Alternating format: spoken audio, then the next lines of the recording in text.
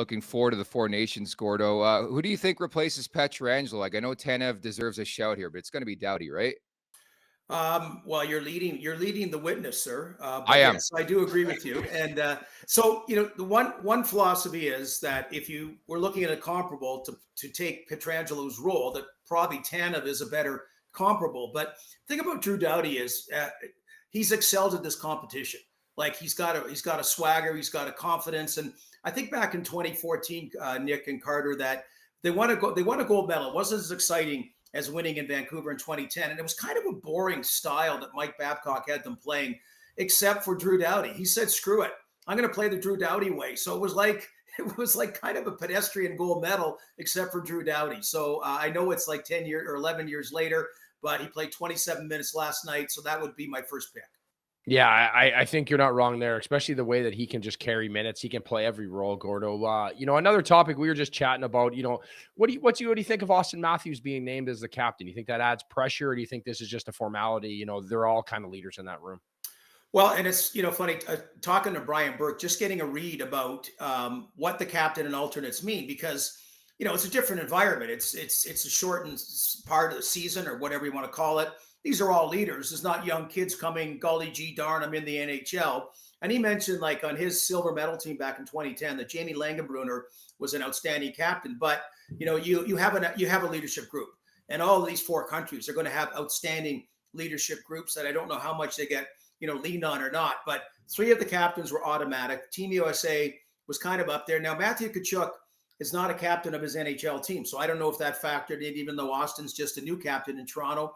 But it really, like, I think Toronto has the three guys that it's whether it's Marner, Canada, Nylander, Sweden, Austin Matthews, Team USA, that, to do something in a playoff type environment that hopefully bodes well for the playoffs for the Maple Leafs, to be the kick-ass stars of the series. And in Austin's case, that would be, on the ice as well as being the captain. I don't know how much of it's ceremonial or not, but they're kind of saying you're the guy, just like the Leafs want to go in the playoffs, that you have a supporting cast, but you're the guy, and let's go deeper in the playoffs. So you got to think one of those three countries, sorry, Finland, but one of those three countries is going to win this. And how much of a positive is it going to be for whichever Leaf player is on that team?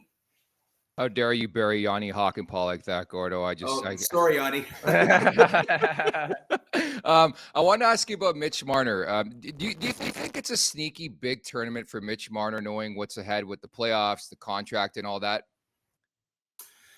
Boy, I don't know about sneaky big, because there's no mystery about it, right? So even if he had say a subpar tournament, I don't know, whatever, Yeah. ordinary tournament, it's like Rantanen, it's like Leon Draisaitl. They entered the season as the top three unrestricted free agents. Draisaitl got settled, of course, and it's just going to be interesting regardless what happens. I mean, he's going to go for top dollar. He always has. The Leafs know that. Other teams know it. I just think, like the other two, all three of them could really shine, and just one of them wins the gold medal. But I just think it's an opportunity of playing best on best in a deeper playoff format to excel and stand out. Same as Nylander, same as Matthews. I don't think the contract, and I know you didn't ask that, but I don't think that will factor in any way, shape, or form. Now, Gordo, we work together, right? Serious Right. NHL Network Radio, and I'm an avid listener, and you're the plus minus police, right? I'm always listening. I'm always paying attention. What do you take of Morgan Rielly? What's going on with him and the problems they're having so far this year? What's he at? minus 17 right now, I think, and other guys are at plus 16 D's pairing. So what do you take of his problems so far this year? And Carter, the plus minus has sort of been despite the incredible vigilance of my El Gordo plus minus police officers, it's been kind of a diminishing stat in importance, because there's so many other stats out there. But that's where it does come into play. And of course, Morgan Rielly's probably on for a ton of empty net goals against, right? Which factors, but so are a bunch of other guys. So when you have that kind of gap, that's when it catches your eye. And we've seen it, Carter, with goaltenders, whether it's Tristan Jarry or Philip Grubauer, not being able to do it at a level they once did. And I find that maybe a little bit more understandable than the mystery of Morgan Rielly. Like, he's never the Norris Trophy guy, but he's kind of been your longtime stud in Toronto without being at a Norris Trophy level.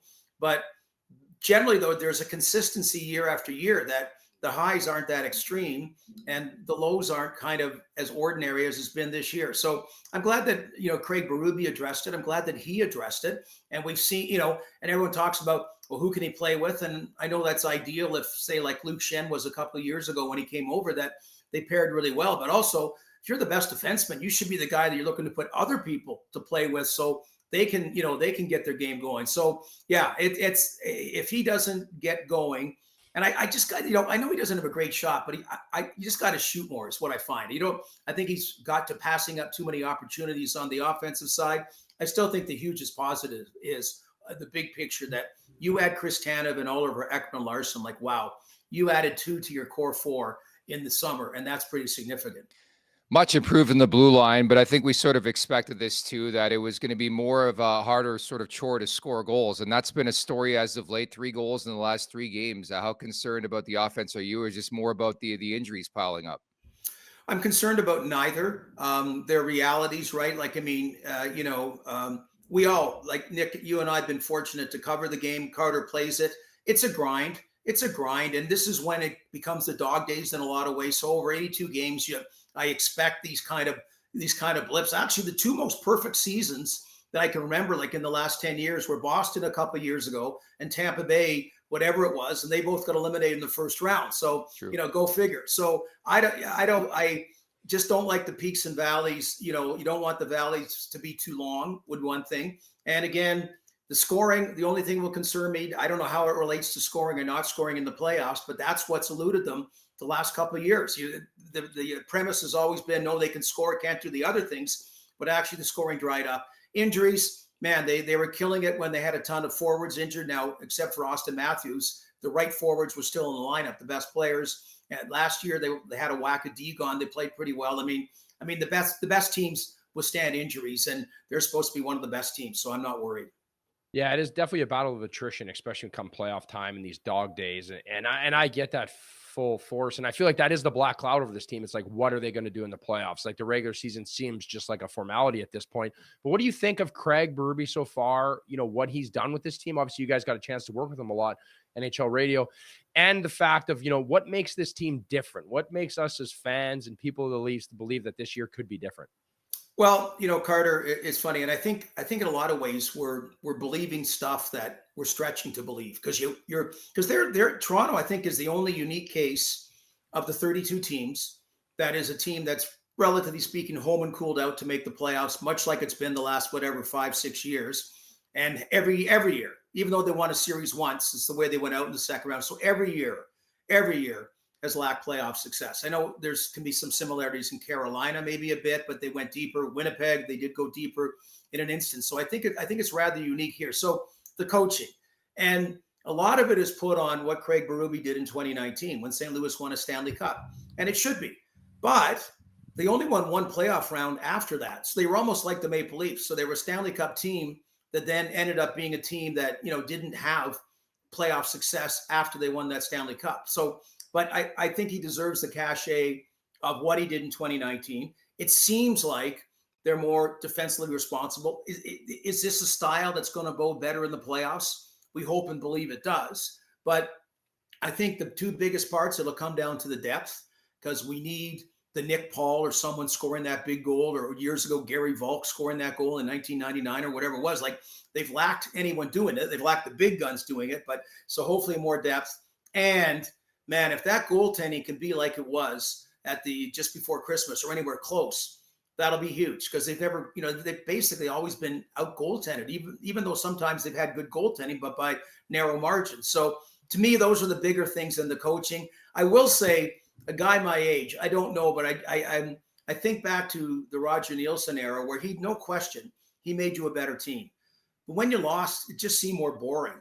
And I don't know. I think Leaf fans are saying that, but losing sucks anyway. But you can't. But you're seeming to think that, okay, not only did we lose, but it was boring. So I don't know if that's fact or fiction, but that's what I found this year. Yeah, people don't know what they want. A year ago, they're like, this is not going to work with Sheldon Keefe, the 7-6 hockey. Now the 2-1 hockey is not working with Craig Berube. People just don't know what they want. I agree with you on the bottom 6 like that. I have concern with the bottom 6. So naturally, I ask you, do you think Brandon Saad could be a good fit? Yeah, absolutely. I mean, it's such a strange thing that his last couple of years directly tied to Craig Berube being the head coach of St. Louis, and not so much when Craig Berube was gone. And man, I give the guy that, having onions to say, look, I could sit back, go to the AHL this year, get bought out, and then, try my luck July 1st, but saying I'm going to give up Do-Re-Mi because I believe I can contribute and play now and probably play at 775 prorated. So yeah, so Nick, to answer your question, that's exactly a kind of guy that I think would be an ad, and obviously at a good price for the Maple Leafs. I know there's rumors about Edmonton and other places. He obviously wants to go to a place to play in the playoffs. Okay. And I think Toronto could be a great fit. Yeah, it would be a great fit, right? I got a chance to play with Brandon when I was in Rockford, where he was in the minors, and in Chicago. And he's a specimen. He's a guy that wants to win. And obviously bouncing around, you've been around the game for a long time. What are some of your memories of just being with the Leafs and being in the front office? Something that you take away as you reflect on your career with the Leafs. Hey, first one, did you play with any of the Secure brothers?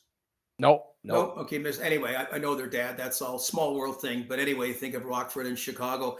I got to tell you, and my dad was Ernie the TV repairman. My dad wasn't even a hockey fan. So it was a weird confluence of events that I was fortunate the public relations director, Stan Abodiak, lived in my neighborhood. And anyway, it kind of went from there. I got to Carter when I started working full time. I got to drive and pull up my car. I got Punch Imlach's parking spot after he got fired. He was very good to me, but I got his parking spot right beside the building. So that was so cool that you parked your car at Maple Leaf Gardens and you went in and it was Maple Leaf Gardens. And everybody around there, the day after a game, like there weren't cell phones and social media. So it was actual conversation, and so just the buzz was always amazing. And just the majesty, the brilliance of the games, the 40 games at a time, the home games, and then the building, it was an all events game, but it was a hockey shrine. And unfortunately, Scotiabank Arena is not a hockey shrine. I don't know if you can get a hockey shrine anymore, but I worked hard. I did a lot of things. I worked my ass off there. I took advantage of the opportunity, but I found myself having to pinch myself so many times. And one thing I got really lucky about, and this is where, a guy like Nick being younger, although I would take your youth, Nick, in a swap in that particular thing. But that era, because there were not emails and phones and that, there were discussions. So when you sat like this with media, with players, with general managers, with whatever, like you had invested conversations. And I'm the 20-something guy, like hanging on everything, right? Nobody's looking at their phone. No one's saying, I got to go, whatever. When I was in general managers meetings, you rushed to grab a payphone during a break and phone back to get your messages and stuff. In my case, probably to talk to an owner who wasn't happy about certain things. But anyway, that's the way it went. So that's what was neat, that it was this hockey buzz all the time, which is now being recreated on shows like this and what have you. So it was just a really, really fortunate run. It was a very small front office. Harold Ballard lived there. Like he lived there. He's an owner in his 80s. And there'd be a buzz like all of a sudden, Mr. Ballard's back, whatever. So you never knew he was in the building or not. And he could come out at 9 p.m. at night in his boxer shorts or whatever. But it worked to my favor because I worked there long hours. And he knew that because he was there, that I got to spend time. And I wasn't sucking up, but I grew on him, and that gave me the opportunity. So I am the luckiest guy in the world to have that kind of opportunity. I'm lucky to be doing this with you and on the media side and everything else. But I just sometimes think, like you can kind of see in my room here, a lot of it is about, press clippings going back to that particular time and that. So I'm very fortunate. It was magical. I really treasure it. What was Harold Ballard like behind closed doors? So Nick and Carter, if you met Mr. Ballard, your first thing will go, what a nice guy. Like you'd be baffled that nowadays the whole thing is guys can be bleep holes, behind the scenes, tyrants running an office, but publicly want a good perception. So he was from the era that he kept scrapbooks like here, that, he was a guy in his late 60s that the guy, through a weird confluence of events, Stafford Smythe passing away at a young age, he got Maple Leaf Gardens and the Toronto Maple Leafs. So he was loving it. So he got his name in the paper and he got his name on TV, and so he would say outrageous things, because it would get you the headline. So he loved it, but it wasn't good, all in all. People didn't like being, beat up in the media, even though behind the scenes he said, don't worry about it, whatever. Well, no, it's not that simple. So he taught me always think on your feet, because you expect the unexpected. And in being the boss, when he was at home, he sat in that bunker. So he would call about weird stuff. You never knew what, like, what's the organist playing? And you go, I'm not happy about it. I go, well, we're down 6-0. I'm not happy about that, right? I really don't know what the organist is playing. And then on the road, he was a different guy. He was like your favorite uncle. And it was a very personal thing. But at the Gardens, everything. Who's there in the press box? What's going on there? He owned the building, and he flaunted that. So it was an interesting psychology and sociology experiment or experience for me as well. Make sure to check out more of our content right here on the Leafs Nation YouTube page. We got long form interviews, we got clips, we got epic rants by Jay Roseau. We simply have it all. And don't forget, you can find out much more at theleafsnation.com. Thanks so much for watching.